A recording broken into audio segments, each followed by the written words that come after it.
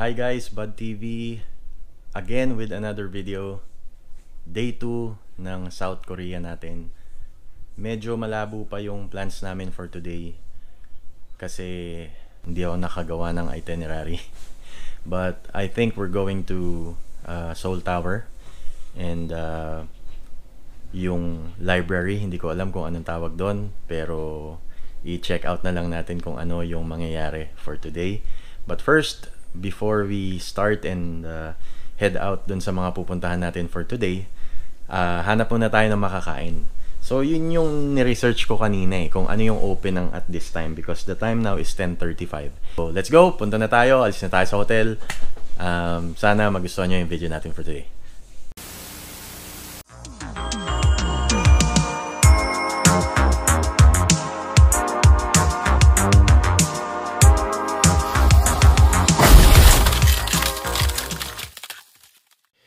So we started our day by going to Seoul Tower.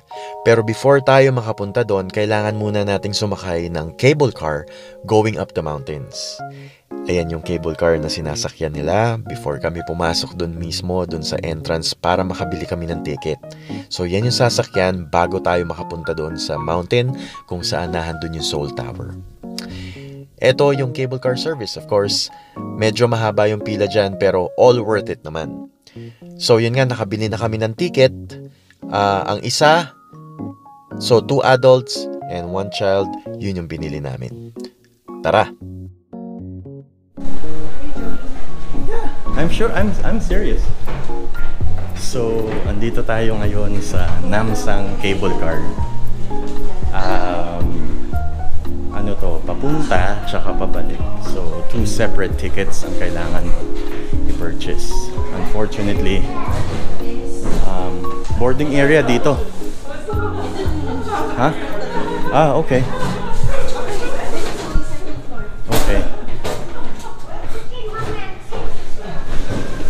Alright, so yung boarding area sa 3rd floor. Tapos doon daw namin papakita yung tickets namin para makasakay kami.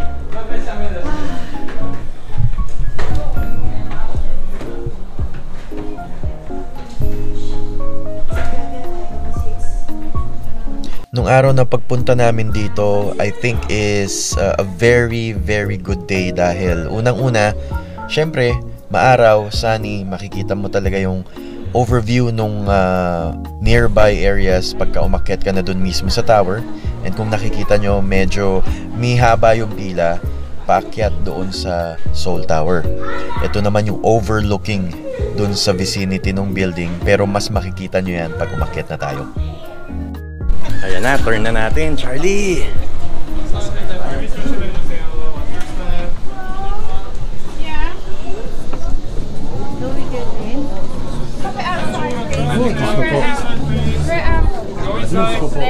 Dito ka.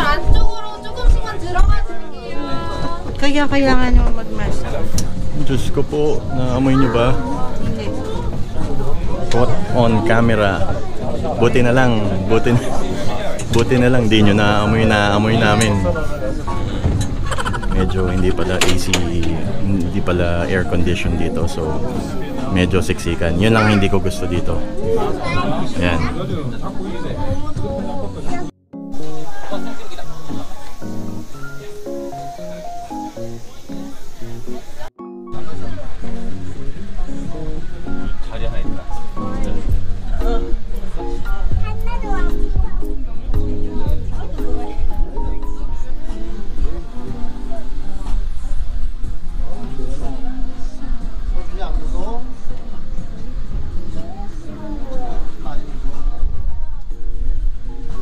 Ayan, since situated kami sa back area, we couldn't really see what's in front. So, tignan na lang natin yung nasa ibaba. Ha? Elbow?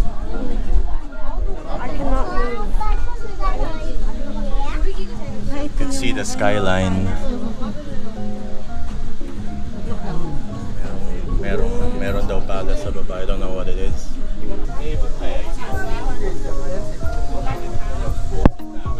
So, nung umandar na siya, medyo nagkahangin na, nagkaroon na ng breeze. So, okay na rin. Hindi hindi mo na masyadong maamoy. Pero kanina, nung hindi pa umaandar, naku po! Masalimuot yung amoy.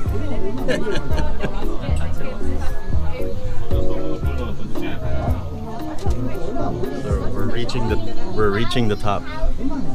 So we'll see what we can find when we get up.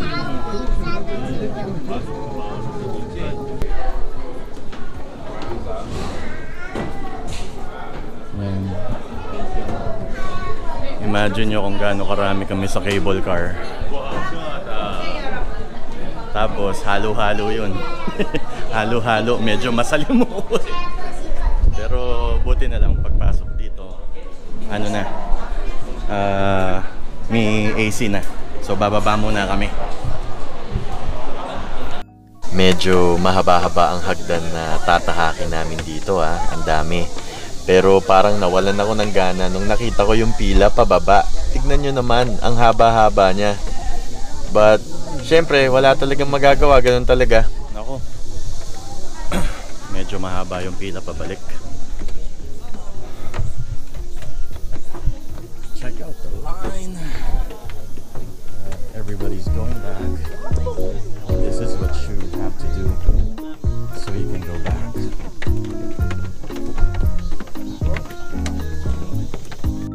At eto na nga, sa wakas nakita namin yung Seoul Tower kung saan siya nakamount at nakatayo dito sa mountain na ito.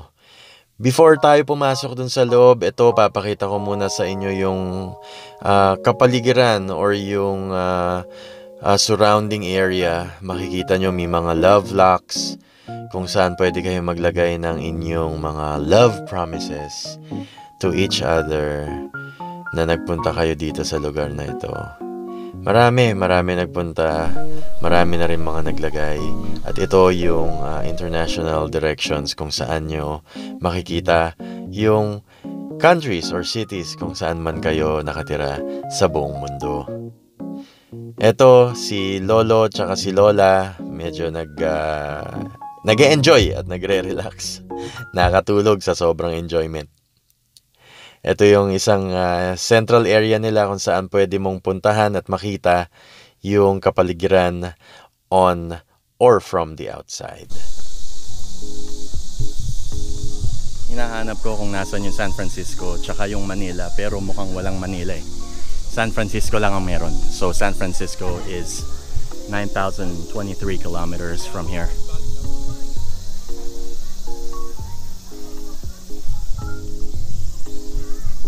Yun. Grabe, sobrang init. Hulas na kami. Yung mukha ko, puro pawis. Grabe. Pag nakita mo mismo yung Seoul Tower sa harapan mo, iisipin mo, excited na akong makapasok. Ano ba talagang nasa loob nito? So, puntahan na natin.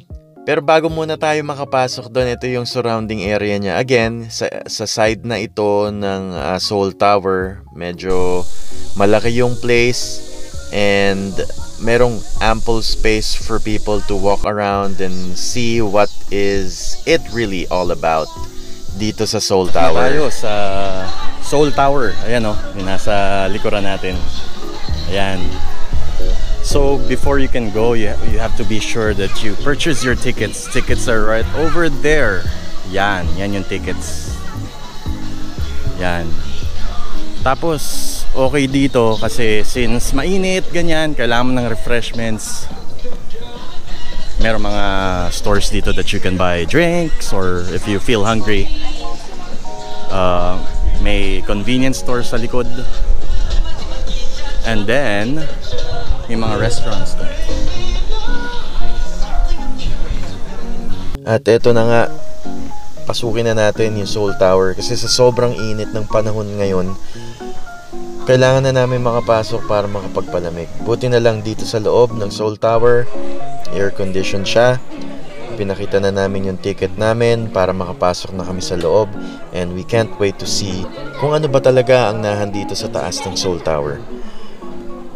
Maraming mga nagsasabi na sakto lang. Marami rin nagsasabi na maganda kasi you could get to see the whole area ng South Korea dito pag umakyat ka kasi napakataas nga, 'di ba? So we'll get to see what it is really inside. So nung pag-akyat namin ng elevator, ito na yung makikita namin, ito na yung makikita nyo. Paikot siya na malaki. Lahat ng directions you could get to see. Merong mga telescopes na mounted na pwede nyong gamitin. You just have to drop a coin. Hindi ko lang alam kung magkano kasi I didn't bother on checking the price kung magkano siya. Pero yun nga, merong ganon. Tapos may mini observation deck na makikita nyo doon just for you to see that part of the place. I will know. 9,600 or 1.19 km away. Ay, hindi. Ito tayo, 9,127. Wait, we don't. Wait, which one's closest? SF or LA? SF tayo. Yes.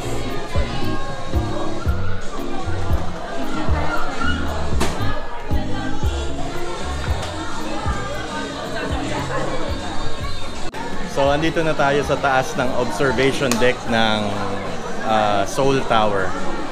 Just to give you a brutally honest review, magkano ang bili natin sa ticket?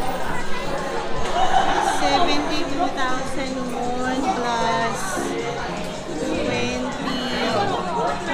30, mga 100,000 won. Hindi ko alam mo. 100,000 won. So, 100,000 won para sa isang ticket? Back and forth. Back and At forth saka cable dito. car. Siguro ang nakaka-enjoy At saka lang ito. yung cable car, tsaka kasama to. Pero honestly, mas maganda na lang siguro kung sa baba na lang kayo.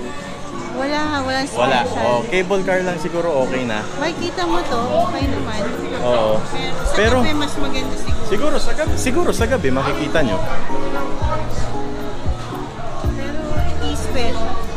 Pero nothing special yan nga. Tama, nothing special. So, pero if gusto nyo na talaga ma-experience, then try nyo na lang. Pero ako kasi, nothing special para sa akin. At ayun na nga, since nagugutom na kami at naikot na namin yung taas ng Seoul Tower, sinimulan na namin maghanap ng place to eat. Nakakita kami dito sa ground floor. Quick snack para makakain kami dahil hindi pa kami nakakakain. Kanina sinabi ko na magbe-breakfast muna kami pero hindi rin natuloy dahil wala talaga kami makita na pwedeng pagkainan. So what we did was went straight to Seoul Tower, tried to see the sights and sounds of the place, and then kumain na kami. So kung makikita nyo, meron kaming fried chicken, meron kaming fries, meron din kaming drinks, and meron kaming tacos at the same time. ASMR.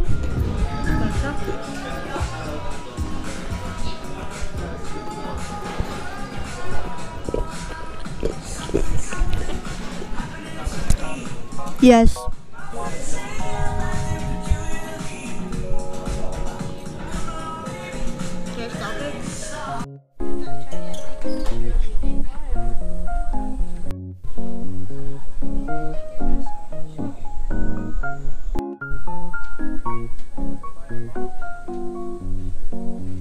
Ayun, natapos na kami dito sa ulit ito? Seoul Tower. Napakainit na Seoul. Sa napakainit na Seoul Tower.